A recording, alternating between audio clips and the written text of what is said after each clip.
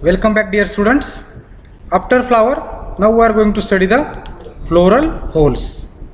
As previously told that there are four different floral holes or floral parts. These are calyx, corolla, androecium and gynoecium. So these floral holes we are going to study here. So the first one, from outer side to the inner side, the arrangement of the floral holes are in acropetal order. For example, the outermost is the calyx, then corolla, then androecium, and the innermost is the gynoecium. So the calyx is the outermost floral hole. Individual member of the calyx, it is the sepal. Then corolla, individual member is petal. Then androecium, individual member is stamens. Then the innermost gynoecium, the individual member is the carpels. So these are the floral holes. So one by one we are going to study these four different floral holes or the floral parts in the proceeding lectures. So first one is the calyx. So it is the outermost hole of a flower formed by the sepals. So the individual member of the calyx is the sepal. It forms the outermost hole of a flower. It is known as accessory or non-essential hole. It is not required for the process of reproduction, but it plays a supporting role for reproduction. It is involved in the attraction of the pollinating agents for the process of pollination. So it is known as accessory or non-essential hole. The sepals are generally green in color and they protect the flower in bud condition. So this is the main function of the calyx, which protects the flower in bud condition, also helps in the process of pollination. So it is known as accessory or non-essential hole. The calyx shows variation in shape, size, color and duration. So this is about the calyx, which is the outermost hole of the flower formed by the sepal. So individual member, we say it is a sepal. It is accessory or non-essential holes. It is protective in function. The calyx protects the flower in bud condition. It shows variation in shape, size, color and duration. Nature of the calyx. So the individual member of the calyx, it is a sepal. So sepals may be free or united. When all the sepals are completely free from each other, the calyx is known as polysepalous. For example, Brassica rose, where the calyx is polysepalous, means all the sepals are completely free from each other. Okay, so this is the polysepalous calyx, where all the sepals here, four sepals are seen, these are free from each other. So such condition is a polysepalous condition. Okay, so the sepals are free, the calyx is polysepalous. For example, Brassica rose. So here we can see the picture of polysepalous calyx in rose, where all the sepals are completely free from each other. So this calyx is a polysepalous calyx.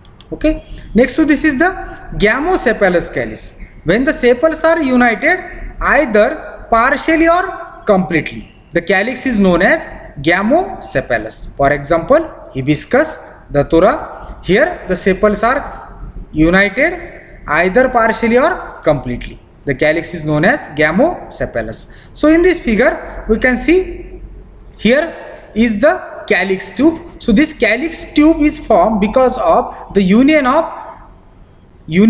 sepals that has been takes place completely. So due to which the calyx is gamosepalous. This calyx tube is formed because of the union of individual members of the calyx, that is the sepals. So the sepals are united to each other, it forms a calyx tube. So such type of calyx is a gamosepalous calyx. For example, hibiscus and datura. So this is the photograph of datura, where we can see the calyx, which is green in color. Here all the 5 sepals are united completely. So the calyx is gamosepalous. Okay, so this is about the gamosepalous calyx. So there are two types of calyx. Polysepalous and gamosepalous. So two types of condition has been seen in the calyx. Polysepalous, where all the sepals are free from each other, then such type of calyx is polysepalous calyx that we seen in the rose plant. Here the sepals are free, the calyx is polysepalous. While in case of gamosepalous calyx, when the sepals are united either partially or completely, the calyx is known as gamosepalous. So due to the union of the sepals, it form a calyx tube in hibiscus, in datura. So such union of the calyx, we say it is a gamosepalous. So in case of datura, there are 5 sepals, and these 5 sepals are united to form a calyx tube. So such calyx is called as gamosepalous calyx. Okay. Next to this is the calyx modification. The calyx, that is the sepals, is modified for various function as per the need of the plant, bringing various modifications, modified forms of calyx. Some modifications we are going to discuss here in this lecture. So the calyx has been modified. Generally calyx is green in color, but in some plant it is modified for various functions as per the need of the plant. So due to which it brings various modified forms of the calyx. Such modifications or the modified form of the calyx we are going to describe here. The first one is the petaloid calyx. Petaloid. So this word oid means like. Oid means O-I-D. Oid means like. The word before this is the petal. So it like the petal. So the meaning of the petaloid is the calyx is like the petal, but it is not a petal. It is the calyx, but because of its attractive color, the petal looks, the calyx or the sepals, they are looks like the petal. So the modification of the calyx, it is the petaloid calyx. So in Musenda, one of the sepals become large, white or colored and highly attractive like petals. So out of the calyx or the sepals present, one calyx becomes large, white or colored and highly attractive like the petals, is known as the petaloid sepal, while the other 4 sepals are normal. So in Musenda there are 5 sepals, out of which one sepal become large, white or colored and highly attractive like the petal. So such sepal is known as petaloid sepal, while the other 4 sepals are normal. So in the diagram we can see this here. Other 4 sepals are normal, while the one which become large, it is white and highly attractive like the petal. So such sepal, it is called as petaloid sepal. So that we clearly seen in this diagram. So this sepal, it is the petaloid sepal because it is a large, it looks like the petal because it is highly attractive, white colored, while the other sepals which are normal. Other, how many? There are 1, 2, 3 and 4. 4 sepals are normal. So this is the photograph of Musenda flower, where this one calyx which become large, white and attractive in color, and the other sepals are normal, they are green in color. So this calyx is known as petaloid sepal. Okay. So this is the one modification, petaloid sepal.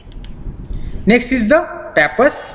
In the family Asteraceae, the calyx is modified into hairy, scaly or feathery structure known as pappus calyx. So this is the pappus calyx, which is the characteristic of family Asteraceae, where the calyx has been modified into hairy, scaly or feathery structure. So this structure, it is called as the pappus. This is the modification of the calyx. It remains attached to the fruit.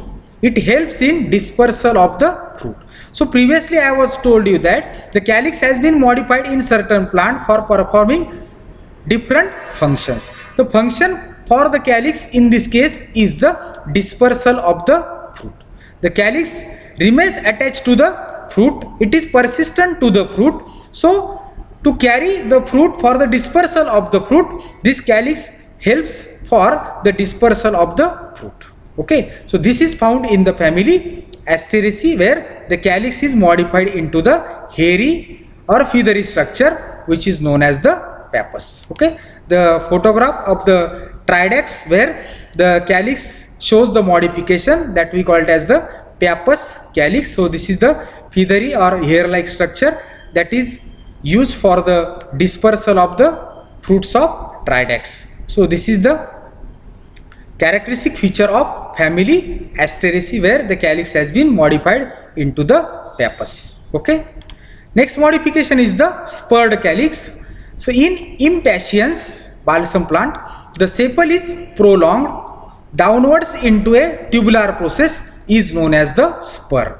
So in this plant, the calyx modification seen is the spurred calyx. The calyx is said to be spurred calyx because the sepal is prolonged downwards into a tubular process and is known as spur. So this is the spur. A tubular portion has been formed where the calyx modification has been seen. So this is the impatient flower where the calyx is prolonged downwards into a tubular process and is known as the spur. So this is the third one modification of the calyx. The first is the petaloid calyx, second one is the pappus calyx, and third one is the spurred calyx. So this is all about the calyx. It is the outermost hole of the flower. The individual member of the calyx is a sepal. If you see the nature of the calyx, the sepals are free or united. If the sepals are free, completely free from each other, the calyx is known as polysepalous. When the sepals are united either partially or completely, the calyx is known as gamosepalous. For example, hibiscus, datura. Then the calyx modification, petaloid calyx. So the calyx looks like the petal. It is highly attractive, colored. It becomes large. In case of Musenda, the calyx become large, highly attractive like the petal. So it helps in the attracting insect for pollination. So such calyx modification has been seen for various functions as per the need of the plant. So because of which it brings various modified form of the calyx. The first is the petaloid calyx. So this is the photograph of petaloid calyx. So this one is the large calyx that has been formed because of this modification. Such calyx is known as petaloid calyx. Another one is the pappus calyx. Here the calyx is modified into hairy or feathery structure, mainly meant for the dispersal of the fruit. Okay, so such calyx, pappus calyx, is seen in the family Asteraceae. The example is the Tridax. Okay, so this is the photograph of Tridax. Next is the spurred calyx where the sepal is prolonged downwards into a tubular process is known as the spur. So this is the spur calyx